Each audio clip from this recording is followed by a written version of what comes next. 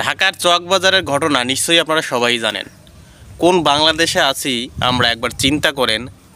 দিনে দুপুরে একজন ব্যবসায়ীকে কুপিয়ে হত্যা করতেছে, অথচ চারপাশে আমার মতন আপনার মতন অনেক মানুষই দাঁড়িয়ে আছে, সবাই দর্শকের ভূমিকায়, সবাই দেখতেছে, কেউ কাছে যাচ্ছে না। সবশেষ পরিণতি ব্যবসায়ী সোহাগ, তাকে মাঝ রাস্তায় একদম জামা কাপড়ও ছিল না গায়ে, যেটা ভিডিওটায় অলরেডি সব জায়গা ভাইরাল হয়ে গেছে। ভিডিওটা দ্বিতীয়বার দেখার সাহস হয়তো কেউ করবে না, কারণ এমন বিভৎস এরকমভাবে একটা মানুষকে মারতে পারে মানুষ তার মৃত্যু নিশ্চিত হওয়ার পরও তারা যেসব কাজ করেছে, মানে এই সমস্ত মানুষ কিভাবে জন্মগ্রহণ করে, এদের মা বাবাকে এটা একটু দেখতে মন চায়। আসলে মানুষ এত পশুর মতন আচরণ করে কীভাবে আমি বুঝি না। মানুষ হয়েও মানুষের সাথে এরকম আচরণ।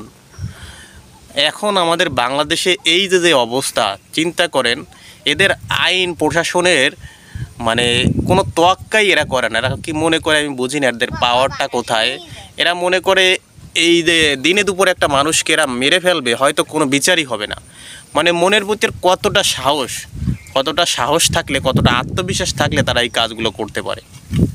বাংলাদেশ সরকারের কাছে প্রধান উপদেষ্টা, তার কাছে আবেদন থাকবে, অলরেডি এই যে হত্যার সাথে জড়িত 5 জনকে গ্রেপ্তার করা হয়েছে এবং তাদের শাস্তি যেন খুব দ্রুত করা হয় এবং যদি সম্ভব হয় জনসমক্ষে যেন তাদের শাস্তি দেয়া হয়।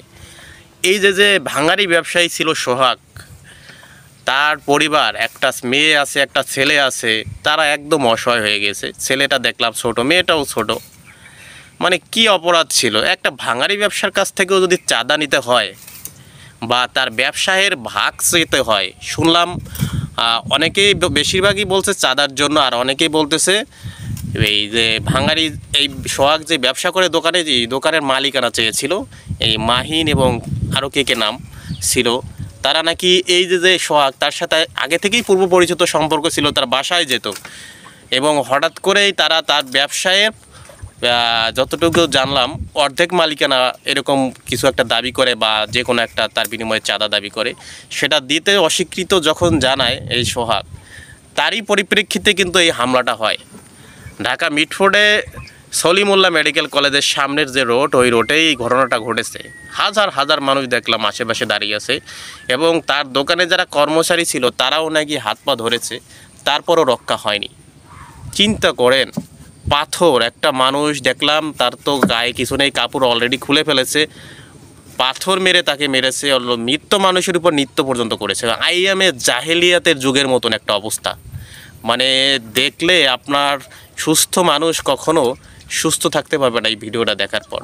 যাই হোক, বাংলাদেশের সব মানুষ কিন্তু এর প্রতিবাদ জানিয়েছে, সব সেক্টর থেকে সবাই কিন্তু রাস্তায় নেমেছে, যাদের সম্ভব হয়নি সোশ্যাল মাধ্যমে সব জায়গায় প্রতিবাদ জানিয়েছে এবং বিএনপির অঙ্গ সংগঠনের অনেক দল থেকে অনেক দেখলাম অনেকে পদত্যাগ পর্যন্ত করেছে এবং যেহেতু তারা বিএনপি দলের সাথে যেভাবে হোক যুক্ত আছে বা ছিল, তাই তাদের উপর একটা দায়িত্ব যাচ্ছে যে তাদের কর্মীরা এই কাজগুলো করেছে। যাই হোক, দল মত নির্বিশেষে যেন সর্বোচ্চ শাস্তিটা তাদের জন্য নিশ্চিত হয়, আর যেন পরবর্তীতে মানুষ এরকম ক্রাইম করতে 2বার ভাবে। কারণ বাংলাদেশ এখন বর্তমান যে অপরাধগুলো হচ্ছে, মানে কি বলবো, যেন থামানোই যাচ্ছে না। আইনশৃঙ্খলা বাহিনীর কাছে অনুরোধ থাকবে তাদের যেন একটু টনক নড়ে এই ঘটনা দেখার পর, একটু নড়ে চড়ে যেন বসে। কারণ এভাবে আর কতদিন এইভাবে একটা রাষ্ট্রে চললে সেই রাষ্ট্র কীভাবে চলতে পারে। তো এতক্ষণ যারা আমার আলোচনাটা দেখলেন ধন্যবাদ। আমি আসলে কোনো জার্নালিস্টও না, কোনো রিপোর্টার না, জাস্ট একদম সাধারণ নাগরিক হিসাবে একটু ঘটনাটা সম্পর্কে আলোচনা করলাম। ভালো থাকবেন সবাই।